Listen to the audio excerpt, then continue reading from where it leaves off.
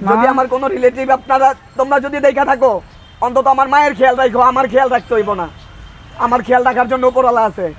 আসসালামু আলাইকুম সবাইকে।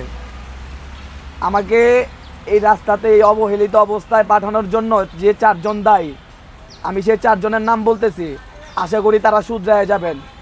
আমার গরিব মাটাকে যারা অবহেলায় রাখছেন, তারা অবশ্যই এই ভিডিওটা,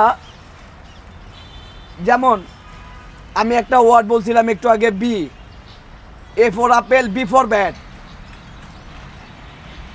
বিউটি ফুপু, তুমি শুধু আমার ফুপু না, তুমি আমার মামাতো বোন। আমি নানা বাড়ির কোনো কিছু পাই নাই, দাদা বাড়িরও কোনো কিছু পাই নাই, আর তুমি সব কিছু বড় মামির উপরে চাপাই দিছো, বড় কাকার উপরে চাপাই দিছো, যাকে আমার জ্যাঠা বলি। আমি বংশের তৃতীয় ছেলে, বিক্রমপুরের ছেলে, মামা আমার বাড়ি।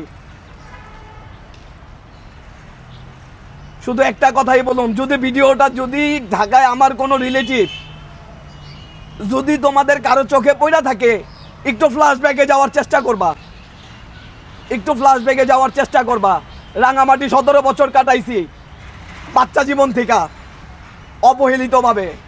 তারপর একটা ফ্যামিলি পাইছিলাম, ওইখানেও একটা কিলার আইসা ঢুকছে, ওইখানেও একটা কিলার আইসা ঢুকছে।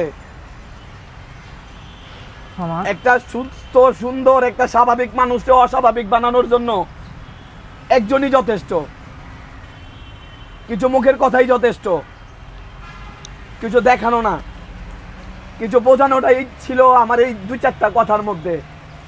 যেমন এখন আমি 4টা নাম বলবো। বিউটি ফুপু, আমার মামাতো ভাই সম্রাট, বড় মামাতো ভাই সম্রাট। লাভলি, আমার মেজো ফুপু।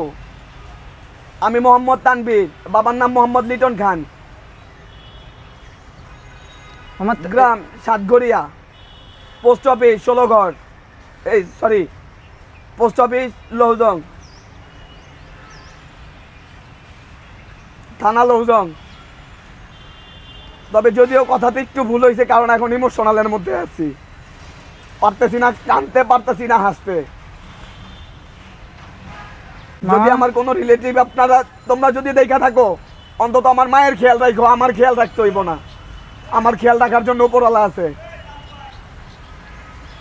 আর কিছু বলার নাই।